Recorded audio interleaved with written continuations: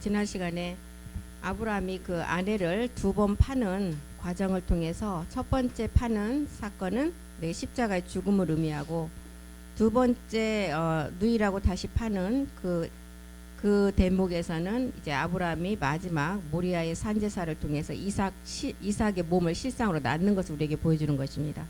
그래서 자기 아내를 누이 동생이라고 파는 목적이 예수님이 이 땅에 율법 아래 여자 아래 육신의 죄를 정해서 오셔야 될 인류의 모든 구원이 있음을 첫 번째 알려주고 첫 번째 파는 사건이, 두 번째 사건은 이제 인류의 우리 주님이 그리스도라고 칭하는 주님이 오셔서 십자가에 몸을 들여 주심으로 말미암아 그리스도가 우리 안에 영이 들어오고 그 그리스도가 이제 사랑이라는 율법으로 몸으로 완성하는 것을 이제 두 번째 팔문톡에서 우리에게 알려주고 있습니다.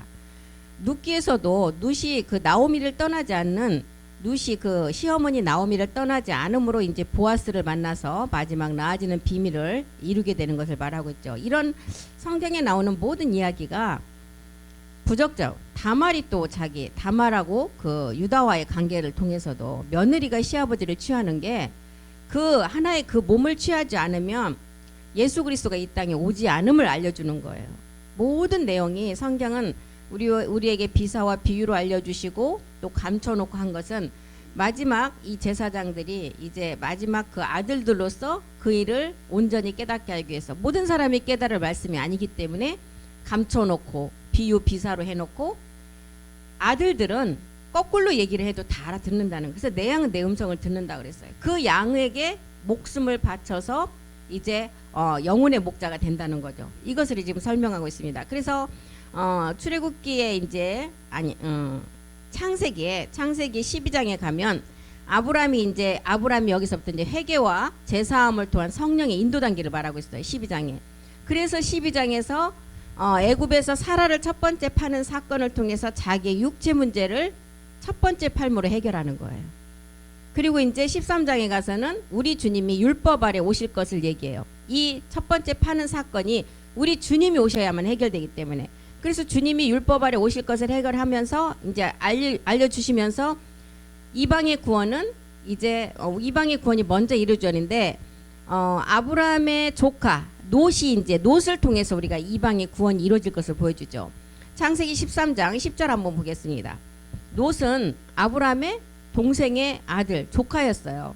롯이 눈을 들어 요단 들을 바라보니 소알까지 온 땅에 물이 넉넉하다.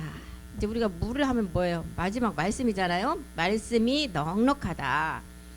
여호와께서 소돔과 고모라를 멸하시기 전, 지금 이 시간이 우리 소돔과 고모라를 멸하기 전이에요. 지금도 많은 말씀이 쏟아져 나오잖아요.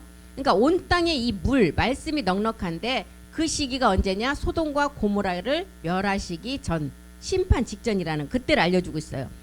그때 이 말씀이 여호와의 동상 같고, 소돔과 고모라를 멸하시기 전인데 이 말씀은 여호와의 동상같이 쏟아져 나오고 애굽 땅과 같았더라. 이방인은 이제 마지막 이방인이 먼저 구원을 받고 그 이방인을 통해서 구드라 자녀가 이제 구원받는 것을 보여주고 있죠. 그래서 두 민족 가운데 이방의 구원이 어떻게 이루어지는가를 지금 설명을 하고 있어요. 창세기 19장 29절로 한번 가보겠습니다. 아브라함이 이제 들의 성들을 멸하실 때 이제 롯을 심판하는 그 과정에 구하는 장면을 기록을 했죠. 하나님이 들의 성들을 멸하실 때 곧 롯에 거하는 성을 엎으실 때, 이제 심판하기 직전에 아브라함을 생각하사 롯을 그 엎으시는 중에 내어 보내셨더라. 30절 보겠습니다. 롯이 소알에 거하기를 두려워하여 두 딸과 함께 소알에서 나와 산에 올라 거하되 그 두 딸과 함께 굴에 거하였더라. 사이까지 부인까지 이제 천사를 통해서 구해주려고 했을 때 롯의 아내는 소금기둥이 됐다는 게 뭐냐면 애굽 옛날 거를 버리지를 못하는 거예요. 그래서 다시 그 생각 자체가 돌아갔다는 거예요. 그래서 거기서 그 생각이 굳어버렸다는 거예요. 이걸 이제 소금기둥이 됐다고 말하죠. 그래서 사이도 거기서 나오지 못하고 단지 나온 게 이제 롯의 두 딸을 데리고 나와요. 그리고 큰 딸이 이제 모압이잖아요. 작은 딸이 암몬이고. 그러니까 두 딸이 아버지하고 이렇게 이제 산으로 도망가서 보니까 아버지를 통해서 이게 종족을 좀 보존시키자, 이렇게 퍼뜨리자, 씨를. 그렇게 생각하고 이제 첫째 딸이 들어가서 이제 아버지와의 그 관계가 이루어져서 난 모압이 있었고 작은 딸이 암몬이 있었어요. 그래서 모압은 굉장히 중요해요. 모압 창세기 19장인가 놋과 그의 두 딸이 나오는데 놋의 그 두 딸이 아비에게 술을 마시게 해서 그 큰 딸이 먼저 동침하여 모압이 태어나고 이 족보에서 누가 나오느냐? 모압 여자 룻이 나와요. 여기서 룻은 이제 이방 유다의 그 마지막 족보를 잇는 계통이잖아요. 계열이잖아요. 그래서 아버지와 동침을 한다는 것은 마지막 우리가 창세전에 멜기세덱 주와 우리의 몸이 하나됨을 알려주고 있어요. 이미 하늘에서는 아버지와 멜기세덱 주가 하나의 몸을 이뤘잖아요.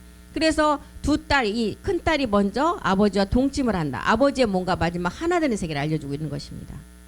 우리는 지금 이 딸이 아버지와의 동침을 한다. 영적으로 알지 못하니까 뭐 성경에는 맨날 이런 적절하지 못한 이런 일들이 많다고 하는데 절대 영적으로 깨달으면 이거는 복음을 우리에게 알려주는 설명이에요. 마지막 동침은 아버지의 몸과 우리가 하나 되는 세계를 말해주고 있어요. 그러니까 영적 비밀을 모르니까 그래요. 유다와 다말 관계도 똑같은 비밀인데 그걸 모르니까. 창세기 19장 37절로 가보겠습니다. 그래서 큰 딸은 아들을 낳아 이름을 모압이다. 그리고 오늘날 모압 족속의 조상이요. 큰 딸 모압, 몸이 되는 하나의 비밀인데 여기서 이제 음녀도 나오고 바벨론도 나오고 천주교도 나왔어요. 모압 족속을 통해서. 그래서 모압 여인 룻을 통해서는 이제 우편 기둥 누가 나왔어요? 야긴이 나왔어요. 야긴은 시몬 자손으로 야곱 다음에 부엘세바에 들어간 그 자손이에요. 이방의 빛으로 나온 자예요. 작은 딸은 이제 암몬 족속인데 작은 딸을 통해서는 마지막 구두라 자녀가 구원받는 것을 우리에게 알려주고 있어요. 그래서 작은 딸 38절에 보니까 작은 딸도 아들을 낳아 이름을 베남미라 하였으니 오늘날 암몬 족속의 조상이었더라. 그래서 작은 딸로부터 베나미가 나오는데 암몬 족속의 조상이다. 모압은 우리들을 통해서 구원받는 세계예요. 그래서 모압인 제사장들이 나오면 그두라 자녀들이 구원받는 비밀이 이루어지죠. 그래서 처음에 이제 큰 딸을 통해서 이렇게 나왔을 때 우리의 큰 집은 누구예요? 천주교잖아요. 천주교에서 나와서 이제 개신교로 갈라졌잖아요. 이런 것들을 우리에게 알려주고 있는 것입니다. 그래서 놋의 두 딸을 통해서 이렇게 암몬과 모압으로 나뉜 것을 알려주고 있죠. 그래서 창세기 13장에서는 놋이 먼저 구원을 받아야 아브라함 자신이 구원을 받아서 아브라함의 동생 이제 조카 롯을 이제 구원하는 이방의 구원이 이루어질 것을 보여주고 있어요. 창세기 13장 13절에 보니까 소돔은 악하고 큰 죄인이라고 했어요. 이거는 이제 본질을 말하죠. 소돔 사람은 악하여 이스라엘 앞에 큰 죄인이었더라. 죄와 악이 어디까지 찼다 그래서 창세기에 보면 완전히 악우까지 차서 악 때문에 마지막 심판받는다. 결국 이제 우리의 본질인 육체를 말하고 있죠. 13장 14절도 보면 롯이 아브라함을 떠난 후에 여호와께서 아브라함에게 이르시되 너는 눈을 들어 너 있는 곳에서 동서남북을 바라보라. 동서남북 동쪽을 통해서는 이방의 구원이 이루어지고 서쪽을 통해서는 유대의 구원. 남쪽 북쪽은 이제 마지막 북쪽은 완전히 말씀이 이제 말라버린 상태를 말하고 있어요. 그래서 롯이 떠나간 후에 하나님은 아브라함에게 눈을 들어 너 있는 곳에 동서남북을 바라보라. 이제 동서남북을 보면 요한복음 19장 우리 예수님이 십자가에 돌아가실 때 군병들이 겉옷을 이제 네 깃으로 나누는 그 기록이 나옵니다. 겉옷의 의미는 동서남북으로 복음이 완전 사방팔방으로 전해질 걸 말하고 있어요. 그런데 속옷이 나와요. 속옷은 제비 뽑는 자가 제비 뽑힌 자만이 구원을 받는다 그랬죠. 동서남북으로 복음이 세계 땅끝까지 확산이 되어서 속옷이라는 제비 뽑힌 자는 마지막 이제 구원받는 제사장들이에요. 제사장들이 구두라 자녀까지 이제 구원을 시킨 그런 의미를 말하고 있습니다. 그래서 동서남북 독이 이제 유다로부터 전해져서 서쪽 에브라임 족속이 구원을 받고 남쪽에 누벤, 북쪽에는 단지파는 이제 다 첩시들이죠. 첩시. 이런 것을 우리에게 알려주고 있어요. 이사야서 49장 18절도 한번 보겠습니다. 그래서 예수 그리스도의 것으로 부르심을 입은 자들이 이제 동서남북으로 흩어져서 마지막 복음이 전해지고 이 복음은 땅끝까지 전해진다는 걸 알려주고 있는데 내 눈을 들어 사방을 보라. 그들이 다 모여 내게로 오느니라.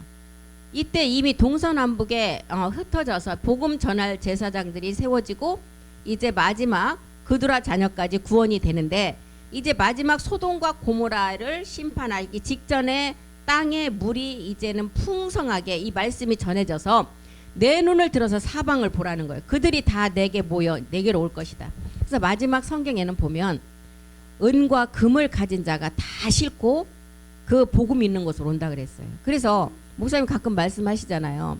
한 나라의 왕도 이 복음을 듣고 온다 그러잖아요.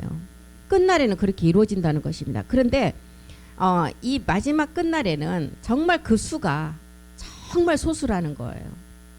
그런데 정말 구원받을 한 나라의 대통령도 이제 이 복음이 들려지면 대통령이 이 복음이 들려지면 뭔들 못하겠어요.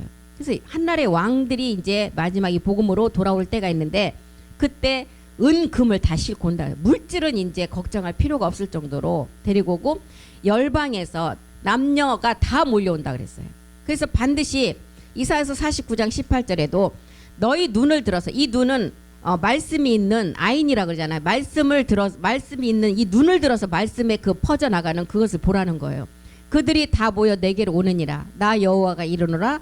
내가 나의 삶으로 맹세한다. 내가 반드시 그 모든 부리로 장식을 삼아 몸에 차며 뛰기를 신부처럼 할 것이다. 이제 우리는 지금은 정말 우리가 정말 물질 때문에 환경 때문에 고생을 하지만 복음의 완전한 때가 오면 그런 거는 아무 우리에게 문제가 되지 아니하고 정말 우리 복음 예수가 그리스도라는 거 아는 제사장들 붙들어서 걸어가지를 못할 정도 그 사람들이 다 안다는 거예요. 제사장들이. 그날에는 천사들이 이 몸의 변동이 일어나는 사람들을 어떻게 한다 그랬어요? 섬긴다 그랬잖아요. 이렇게 딱 보면 안다는 거예요. 그 제사장들을. 그렇기 때문에 복음 가진 자가 들어가면 이제 지나가면 그때는 막 치마자락 바지자락 붙들고 가지 못하도록 제발 우리에게 말씀 좀 전해달라고. 그런 때가 온다는 것입니다. 그래서 창세기 아까 13장 15절에 보겠습니다. 15절에 보면 15절에 보이는 땅을 여기서 말하고 보이는 땅을 내가 너와 내 자손에게 주리니 영원히 이르리라. 이 보이는 땅은 첫 번째는 우리의 육체였어요. 첫 번째는 우리의 육체였는데 마지막 이 육체가 구원을 받는 자들에게 마지막 기업의 상속자가 되는 것을 알려주고 있죠. 그래서 보이는 땅을 내가 너와 내 자손에게 주리니 영원히 이르리라. 영원히 온영이 된다는 거예요. 처소형이 아니라 온영. 그래서 창세기 28장 14절도 한번 보겠습니다. 내 자손들이 마지막 구원받을 자손들이 땅에 티끌같이 되어서 동서남북에 편만할지어다. 그래서 마지막에는 이 복음을 가진 제사장들이 각자의 달란트를 가지고 다 흩어지고 어디서 만나야 돼요? 마지막 주의 강림 때 이제 각자가 그 일을 맡긴 달란트를 다 완수를 하고 그때 가서 만나서 하나님이 이제 천년 안식으로 들어간다는 것입니다. 이걸 말하고 있어요. 내 자손이 땅의 티끌같이 되어서 동서남북에 편만할지어다. 땅의 모든 족속이 이 땅에 구원받지 못한 육체를 멸하지 못한 많은 사람들이 우리를 통해서 너와 내 자손을 위하여 복을 얻으리라. 이게 13장에 지금 아브라함이 이제 성령 세례의 마지막 그 죄를 깨닫고 성령 세례가 되는 그 기록을 한 것입니다. 그리고 이제 창세기 14장에 가서는 이방인의 구원인 롯이 구원받는 것을 알려주고 있어요. 창세기 14장 14절로 가보겠습니다. 창세기 14장 14절. 아브라함이 그 조카가 잡혀갔잖아요. 사로잡힘을 듣고 집에서 길리고 연습한 자 318인 318이라는 또 단어가 나오죠. 거느리고 단까지 쫓아갔다. 4대국을 이제 318명을 데려가서 4대국을 이기고 나온다는 것은 사는 뭐예요? 우리의 육신의 마지막 정복이죠. 사를 이기면 우리가 얻는 게 부활의 몸이라는 거예요. 3이라는 기도원의 300용사 같은 3만 명에서 이제 그 기도원의 300용사가 이제 마지막 추려지잖아요. 3만 2천 명에서 이제 2만 명에서 그 다음에 1,000명에서 700명이 떨어져 나고 300명이 남잖아요. 그 300명 기도원의 300용사인데 추수의 제사장을 말하고 있어요. 그리고 1이라는 숫자는 뭐예요? 1은 온영이잖아요. 10, 온영을 말하죠. 8은 뭐예요? 보좌에 마지막 은혜를 입어서 보좌로 덧입혀지는 색이잖아요. 그래서 318명을 데리고 가서 4대국을 치고 마지막 부활의 몸을 얻는다는 것을 알려주고 있어요. 지금 아브라함이 그 조카가 잡혀감을 소리를 듣고 집에서 길리고 연습한 318명을 데리고 단까지 쫓아갔다. 그래서 롯을 구해 온다는 거예요. 롯이 구해진다는 것은 뭐 이방의 구원을 말하고 있잖아요. 그리고 3이라는 숫자는 이제 또한 3일의 죽음과 부활을 또 우리에게 뜻해요. 그리고 하나라는 독생자 유일한 하나님을 통해서 우리가 8이라는 보좌의 세안으로 들어간다는 것을 우리에게 또 알려주고 있죠. 온영된 자녀들이 백성으로 구원될 자들을 이제 마지막 추수의 종이 되어서 이제 똑같이 마지막을 완성한다는 거예요. 하나님의 자녀 안에서 318이라는 수의 의미를 사단도 똑같이 사용한다는 것입니다. 사단도 똑같이 사용하는 그 내용을 보면 로마 콘스탄티 대제가 밀라노 칙령을 반포할 때 이때도 318명이 모여서 그때 회의를 했어요. 이 세계도 사단도 똑같이 하나님의 제사장들이 하나님의 일을 하듯 사단도 똑같은 그 일을 한다는 거예요. 숫자도 똑같아요. 로마 콘스탄티 대제 때 그 밀라노 칙령을 반포할 때 318명이 모여서 했어요. 아브라함은 여기서 지금 318명을 데리고 가서 승리하고 돌아올 때 이때 누구를 만나요? 멜기세덱을 만나서 멜기세덱 축복을 받잖아요. 창세기 14장 18절로 가보겠습니다. 떡과 포도주를 축복으로 받고 10분의 1을 바쳐요. 이 10분의 1이 뭐예요? 우리가 추수할 그두라 자녀를 말하고 있어요. 물질을 10분의 1에 바친 게 아니라, 그래서 떡은 그리스도의 몸이고 포도주는 그리스도의 피예요. 살레망 멜기세덱이 떡과 포도주, 떡은 이제 그리스도 몸이에요. 포도주는 예수의 피가 십자가를 거치고 나니까 그리스도의 보배로운 피가 돼 율법이 완성되는 것을 말하고 있어요. 율법이 마침이 되었어요. 여기서 그 포도주를 가지고 나왔으니 그는 지극히 높으신 하나님의 제사장이었다. 하나님의 제사장 멜기세덱이라는 거예요. 그래서 아브라함에게 본토라는 그 본질의 죄를 벗어버리고 십자가에서 벗어버려 그랬죠. 친척 아비라는 7 정욕을 벗어야만이, 멸해야만이 멜기세덱 주의 몸으로 완성됨을 말하고 있어요.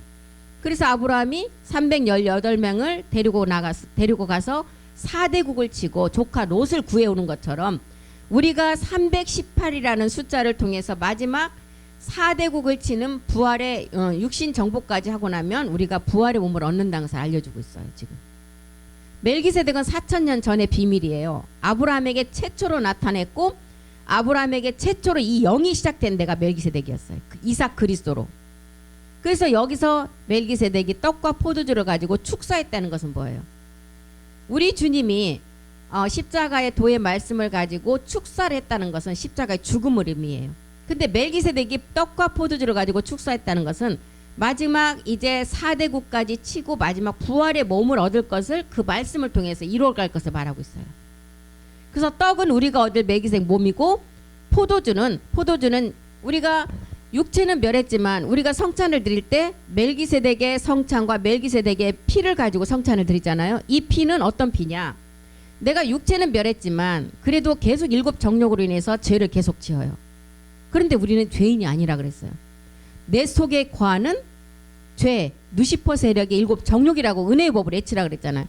이것을, 이 피를 우리가 잔을 마셔서 그리스도의 피로 이제 계속 있는 것을, 그 휴지통에 쌓인 것을 다 비워가는 거예요. 이게 멜기세덱의 그리스도의 피예요.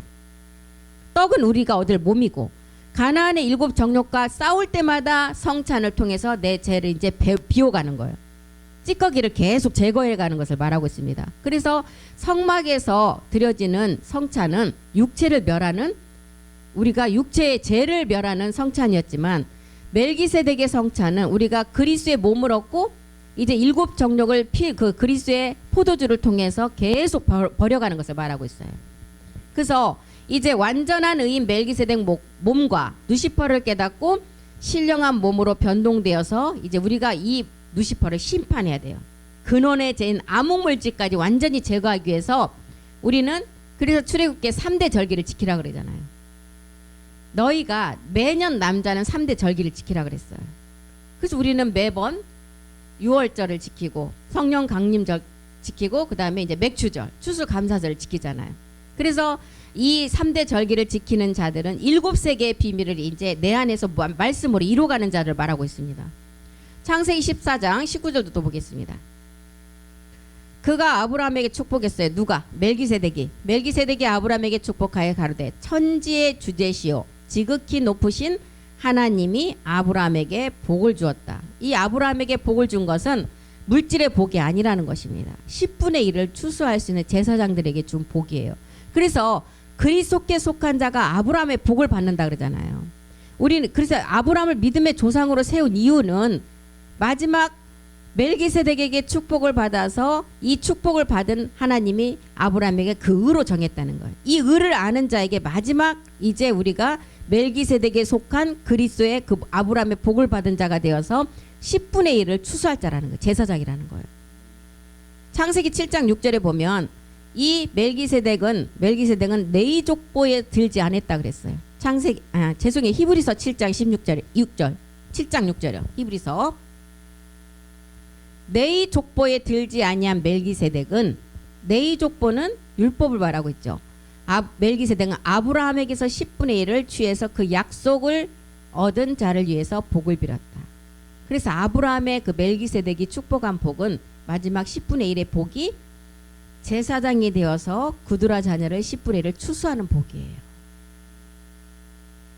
창세기 14장 20절로 가보겠습니다. 이렇게 이제 아브라함에게 축복해서 멜기세덱의 복을 아브라함을 믿는 자들에게 주었는데 너희 대적, 이 너희 대적이 뭐예요? 7족속을 말하고 있잖아요. 가나안의 7족속, 공중 권세자본, 악한 영들에 대한 싸움. 너희 대적을 내 손에 붙인다. 내 손. 이제 이 대적은 어둠의 세상을 주관하는 악한 영들인데 내 손에 붙인다는 것은 뭐예요? 빌립보서 4장 13절 보겠습니다. 우리의 손은 십자가를 의미해요. 그런데 십자가 첫 번째 우리의 손이 십자가에서 육체를 멸하고 나니까 여호와의 능력의 팔이 나타난다 그랬어요. 이 능력은 마지막 얻을 멜기세덱의 몸을 말하고 있어요. 빌립보서 4장 13절에 보니까 4장 13절이요. 이 우리 손에 붙이신 그 힘을 보니까 어떤 힘이냐? 내게 능력 주시는 자 안에서 내게 모든 것을 할 수 있는 그 힘의 능력을 주신다는 거예요. 이사야서 41장 10절도 한번 보겠습니다. 우리 손에 붙이신 이 힘의 능력이 어떤 힘인지 보겠습니다. 이사야 41장 10절이요. 이 손은 의로운 손이라 그랬어요. 의로운 손인데 어떤 우리에게 힘을 주느냐? 두려워 말라 내가 너와 함께 함이니라. 놀라지 말라 나는 내 하나님이 됨이라.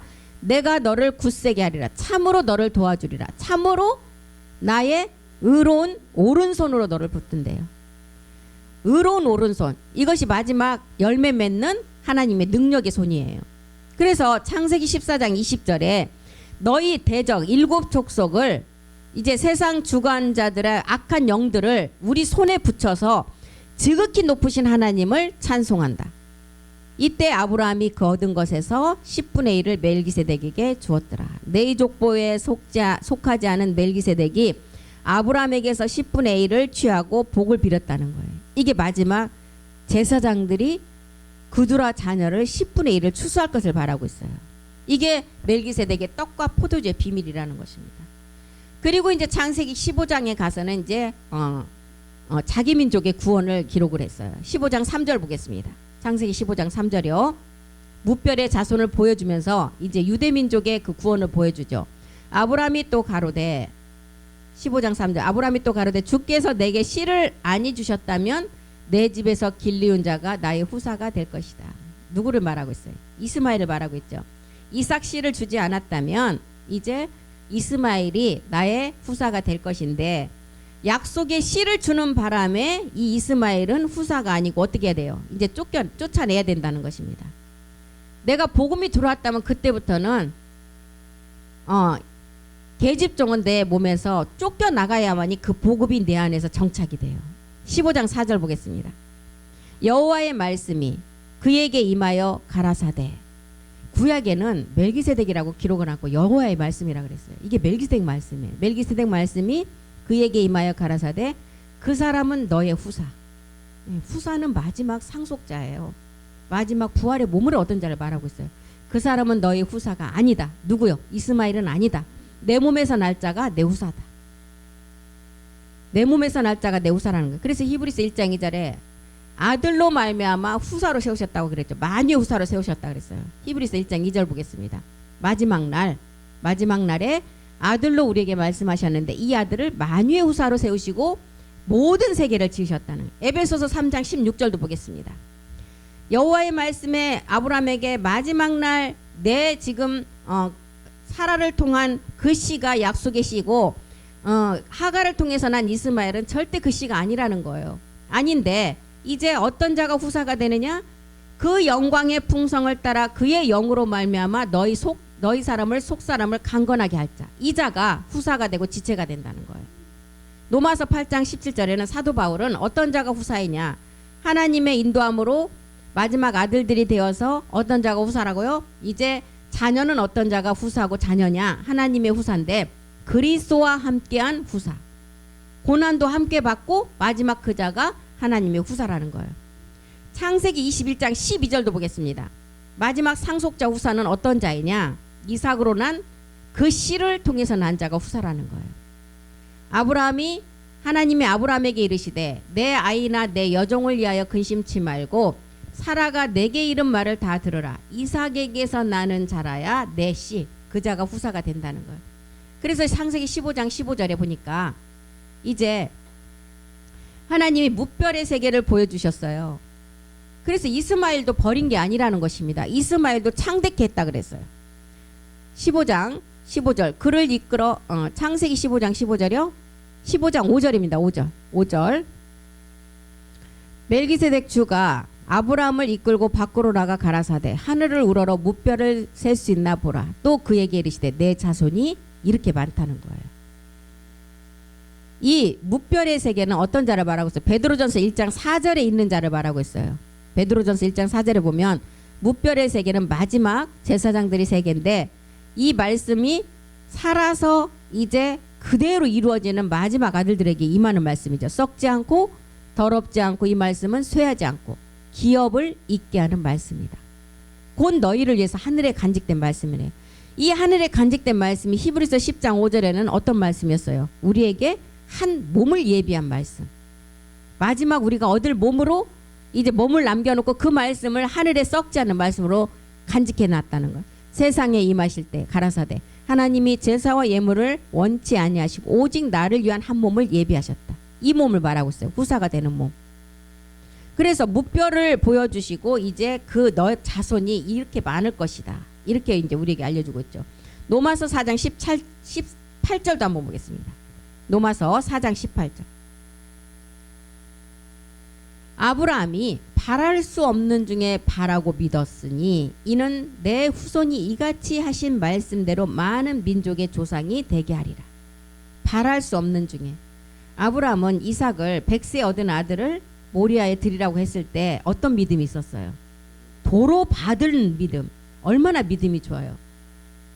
정말 하나님이 남자로서의 구실, 사라 여자로서의 구실을 하나도 할 수 없는 때에 하나님이 그 약속의 말씀을 주셔서 100세 얻은 아들을 다시 번제로 드리라고 했을 때 이 땅에 있는 아무리 믿음 좋은 사람도 못 드릴 것 같아요. 그런데 아브라함은 내가 이삭을 드리면 반드시 이삭의 생명을 다시 주실 것이라는 이걸 알고 드렸어요. 얼마만큼의 믿음이 있어야 이런 생각을 할 수 있을까요?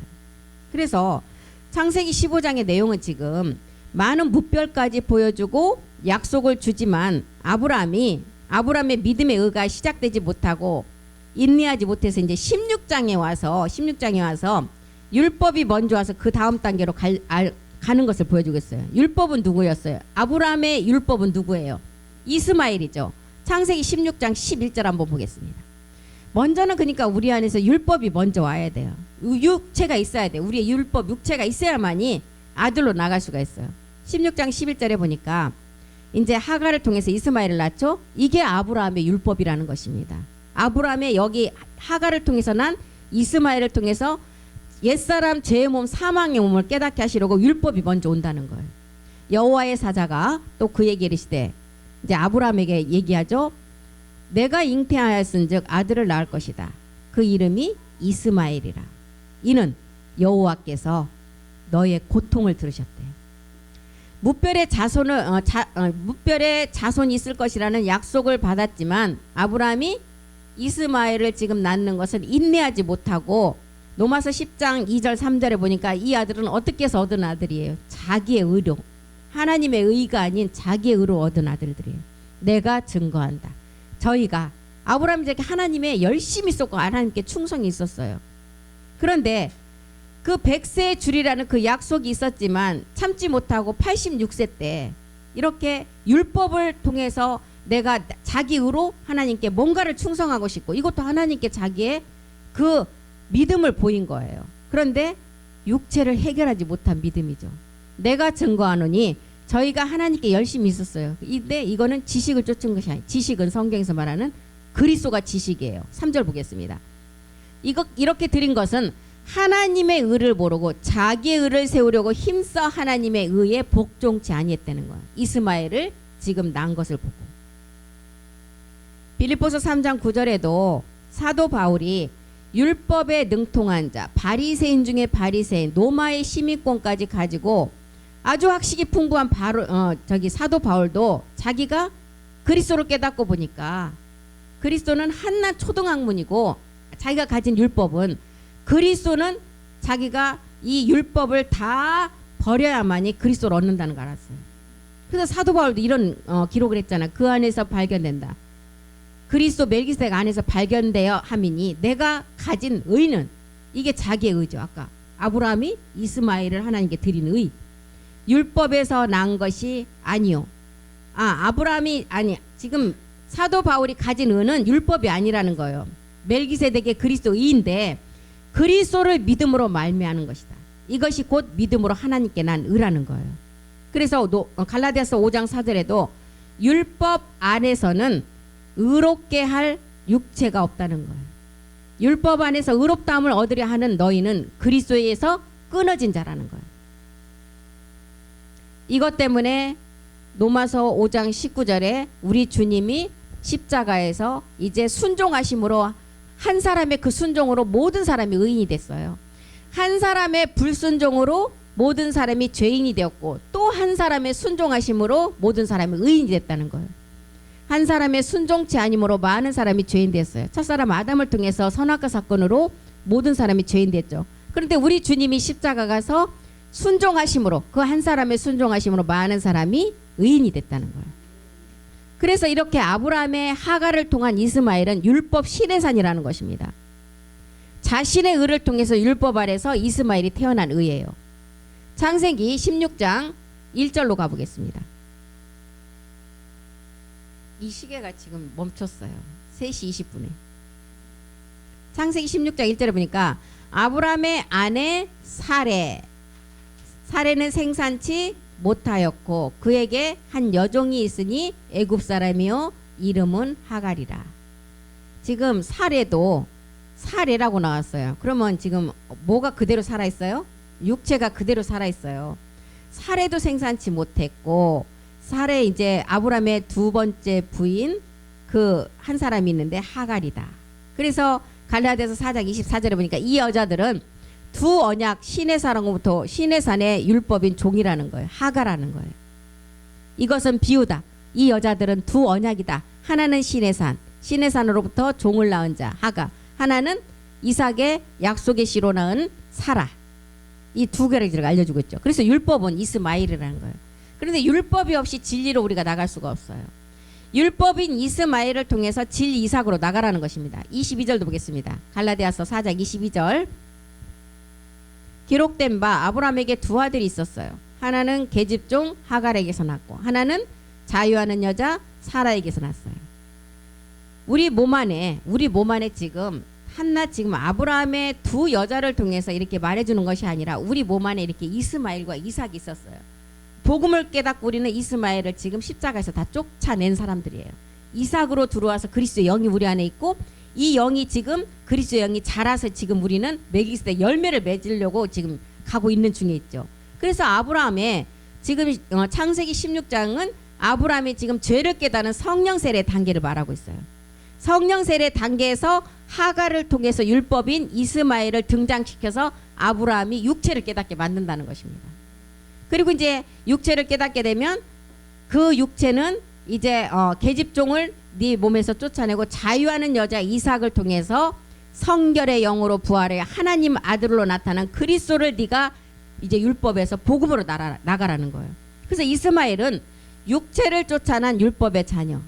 그래서 이스마엘의 세계는 아까 노마서에서 말했듯이 자신의 힘으로 인내하지 못하고 자신의 의를 나타내는 세계를 말하고 있습니다. 창세기 16장 15절 우리 한번 또 보겠습니다. 하갈이 아브람의 아들을 낳음에 아브람이 하갈에 낳은 그 아들을 이름하여 이스마엘을 하였다. 16절 이같이 하갈이 아브람에게 이스마엘을 낳을 때가 86세. 86세 때 이제 이렇게 낳고 나니까 하나님이 율법의 행위 안에서 이제 그 이스마엘을 키우기까지 얼마나 그 자녀에게 빠져 있겠어요. 그렇기 때문에 14년 동안 딱 침묵을 해요. 하나님이 관여하지 않아요. 14년 지나고 나면 몇 년이에요? 100세. 그래서 99세 때 이제 사라에게 저기가 왔죠. 신호가 왔고 아브라함 이제 100살이 되었을 때. 그래서 이때 이제 창세기 17장 1절에 가보니까 하나님이 아브라함이 뭐라 그랬어요? 이제는 완전하라. 그것도 어떻게 완전하라? 내 앞에서 행하여 완전하라. 아브라함이 99세 때 여호와께서 아브라함에게 나타나서 그에게 이르시되 나는 전능한 하나님이라. 너는 내 앞에서 행하여 완전하라. 믿음의 행함을 해서 이제 완전해서 완전한 온영이 되라는 거예요.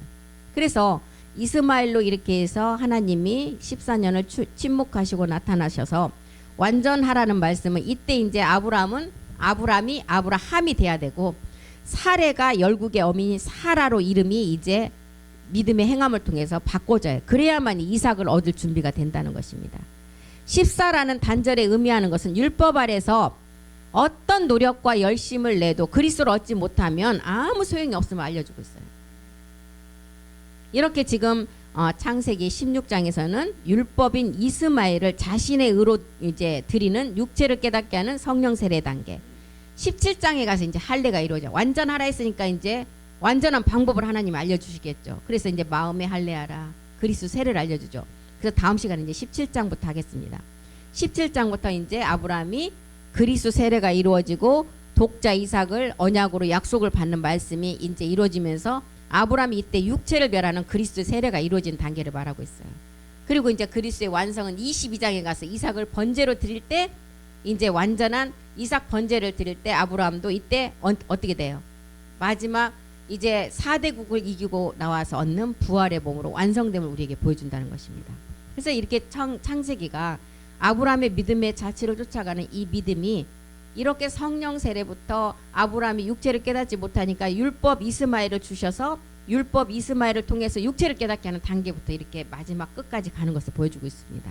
그래서 다음 시간에 이제 아브라함이 육체를 멸하는 그리스도 세례 단계부터 17장에서부터 공부를 하고 오늘 여기까지 마치겠습니다. 기도하겠습니다. 우리의 날마다 우리의 입술에 아버지 고백은 긍정적인 아버지 말씀을 통해서 나도 살고 내 옆에 있는 모든 사람이 살아나는 역사가 이루어지기를 간절히 소망합니다. 생명의 언어에 그리스도의 능력을 실어서 아버지 오늘 또 안 되는 것이 아니라 불가능이 없고 우리에게는 항상 가능한 일만 있고 우리에게는 부정적인 생각이 없고 달마다 긍정적인 생각만이 우리를 주관하고 그리스도 안에서는 모든 것이 이해가 된다고 하신 그 말씀이 이제 우리 삶 가운데 이루어지기를 원합니다. 환경을 절대로 바라보지 않고 이제 하나님 말씀 안에서 모든 것이 우리에게 소유하고 정복하고 다스리라는 그 말씀을 우리가 누리는 자가 되게 도와주시옵소서. 그 말씀이 하나님의 그리스도의 능력의 말씀이라고 하셨습니다. 우리는 이 땅에 아버지 하나님께서 가장 아끼고 사랑하는 주인공들입니다. 우리가 어디를 가든지 당당하게 하나님의 자녀임을 말씀으로 아버지 선포하며 나가는 자가 되게 도와주시옵소서. 주가 하실 줄 믿고 감사드리며 모든 기도 주 예수 그리스도의 이름으로 기도드립니다. 아멘. 수고하셨습니다.